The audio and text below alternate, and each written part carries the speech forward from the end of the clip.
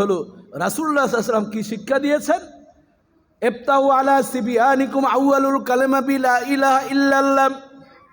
তোমার সন্তান মুখ যখন ফুটেছে তোমাদের নামটা জবান দিয়ে উচ্চারণ করতে পারে, আব্বু আম্মু বলতে পারে, আওয়াজ করতে পারে, তুমি তাকে ট্রেনিং দিবা তার কথার ভিতরে যাতে লা ইলাহা ইল্লাল্লাহ সব বাক্যটা বের হয় তার জবান থেকে। ইফতাহু, তুমি খুলে দাও তার জবান থেকে, ওই তালাটা খুলে দাও। ওই চাবিটার নাম হচ্ছে লা ইলাহা ইল্লাল্লাহু মুহাম্মাদুর রাসূলুল্লাহ। জোরে জোরে সাল্লাল্লাহু আলাইহি ওয়াসাল্লাম। তোমার সন্তানের জবানটা যদি লা ইলাহা ইল্লাল্লাহর চাবি দিয়ে যদি তুমি খুলে দিতে পারো, ওই সন্তান নেক সন্তান হবে, ওই সন্তান নামাজি সন্তান হবে, ওই সন্তান মা বাবাকে কোনোদিন বিরক্তির কারণ মনে করবে না, মা বাবাকে বুড়া বুড়ি বলবে না, মা বাবাকে কোনোদিন বৃদ্ধাশ্রমে পাঠাবে না। কথা ঠিক কিনা বলেন? এই জন্য সন্তানের জবান দিয়ে সর্বপ্রথম আমরা ট্রেনিং নিব। আজ থেকে সন্তানকে বলবো লা ইলাহা।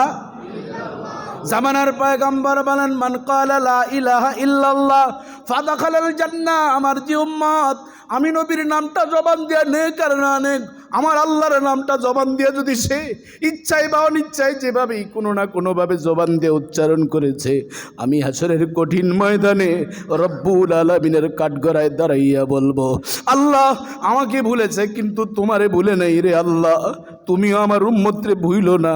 আল্লাহুম্মা উম্মতি, আল্লাহুম্মা উম্মতি, রব্বি হাবলিয়া উম্মতি, রব্বি হাবলিয়া উম্মতি।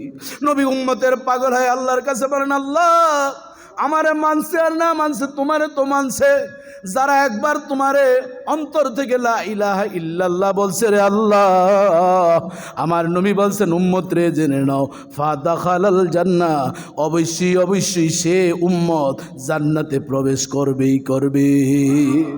এজন্য অন্তর থেকে আমরা সবাই বলি লা ইলাহা ইল্লাল্লাহ, জবান খুলে বলি লা ইলাহা ইল্লাল্লাহ, আরো জবান খুলে বলি আল্লাহ, আরো জবান খুলে বলি আল্লাহ।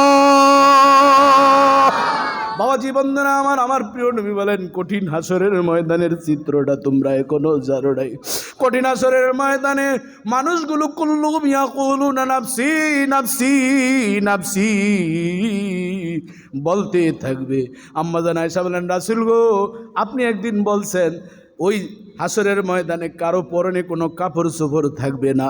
আপনি আমার আয়েশার দিকে তাকাইলে কি শরম লাগবে না? আমি যদি আপনার সামনে পড়ে যাই তখন আপনার কি লজ্জা লাগবে না? প্রিয় নবী বলেন, আয়েশা রে, হাসরের ময়দান সম্পর্কে তোমার এখনো ধারণা হয় নাই। ওই সেন্স মানুষের মাথার মধ্যে থাকবে না, কেউ কারো দিকে তাকাইবে না। সেদিন একটি অবস্থা থাকবে, সকলি ইয়াউমা ইয়াফিরুল মারউ মিন আখিহি ওয়া উম্মিহি ওয়া আবিহি ওয়া সাহিবাতিহি ওয়া বানি লিকুল্লি মিরইম মিনহুম ইয়াউমাইযিন শাআনুন ইউগনি উজুহু ইয়াউমাইযিন মুসফিরাতুন দাহিকাতুন মুস্তাবশিরা ووجوه يومئذ عليها غبرة ترهقها قترة أولئك هم الكفرة الفجرة জোরে জোরে বলেন আল্লাহু আকবার। প্রিয় নবী বলেন, আয়েশা রে, হাসরের কঠিন ময়দানে সন্তানগুলো বাবার কাছে গিয়ে বলবে, বাবা আমি আব্দুল্লাহ, আমার দিকে একবার তাকাও। আমি যখন অসুস্থ হয়েছিলাম তুমি জায়গা জমিন বিক্রি করে আমার জন্য সব কিছু বিক্রি করে চিকিৎসা করেছ। বাবা বলবো, লাদ্রি লাদ্রি আমি তোমাকে চিনি না। উম্মি মার কাছে গিয়ে বলবে, মারে আমি অসুস্থ হয়েছি, সারা রাত তুমি তোমার মাথার চুলগুলো আমার শরীরে এভাবে মালিশ করে দিয়ে বলছো, আল্লাহ আমাকে নিয়ে যাও, আমার হায়াতটা আমার সন্তানের দাও। ওই কথাগুলো মনে আছে রে মা। এই কঠিন মুহূর্তে দেখো জাহান্নামের ফেরেশতারা হাত পা বেঁধে ফেলেছে, আমারে জাহান্নামে নিয়ে যাও, আমার একটু নেক দাও। মা বলবে, লাদ্রি লাদ্রি আমি তোমারে চিনি না। বন্ধুর কাছে যাবে, পীরে মুরিদরা পীরের কাছে যাবে, সবাই ফেল হয়ে যাবে। আদম নবীর কাছে আদম উম্মতরা যাবে, মুসা নবীর কাছে মুসার উম্মতরা যাবে, ঈসা নবীর কাছে ঈসার উম্মতরা যাবে। সবাই বলবে আমাদের কাছে এসে লাভ নাই। ওই যে মাকামে মাহমুদ একটা চেম্বার আছে, শাফাতের চেম্বার, চলো আমরাও সেখানে যাব, আমাদেরও তার সার্টিফাই ছাড়া আমাদেরও জান্নাতে যাওয়ার সুযোগ নাই।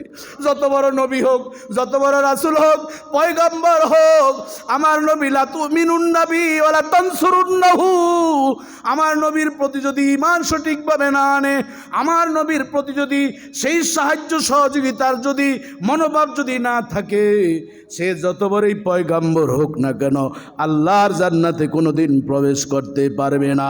তখন আদম নবী, এরপর মুসা কালিমুল্লাহ, ঈসা রূহুল্লাহ, ইব্রাহিম খলিলুল্লাহ সকলে একত্রিত হয়ে মাকামে মাহমুদের সামনে চলে আসবেন। পয়গম্বরের কাছে এসে বলবেন, ও আখির জামানার পয়গম্বর, আমাদের উম্মতরা আমাদের কাছে এসেছে, সুযোগ নেই, আমরা নানান আসামি সেজেছি, আপনি রব্বুল আলামিনের কাছে একটু সুপারিশ করেন। আমার নবী তখন সেজদায় পড়ে যখন কান্না শুরু করবেন, আরশে আজিম থরথর থরথর করে কাঁপতে থাকবে। আরশে আজিমের দায়িত্বশীল ফেরেশতারা বলবেন, ও রব্বুল আলামিন, আমরা আর আরশে আজিম বহন করার মতো আর শক্তি নাই।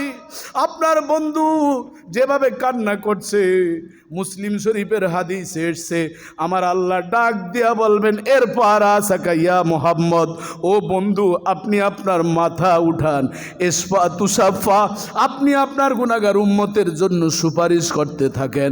আপনি যখনই সুপারিশ যার জন্য করবেন, আমি তাকে বিনা হিসাবে জান্নাতের মেহমান বানাইয়া দিব।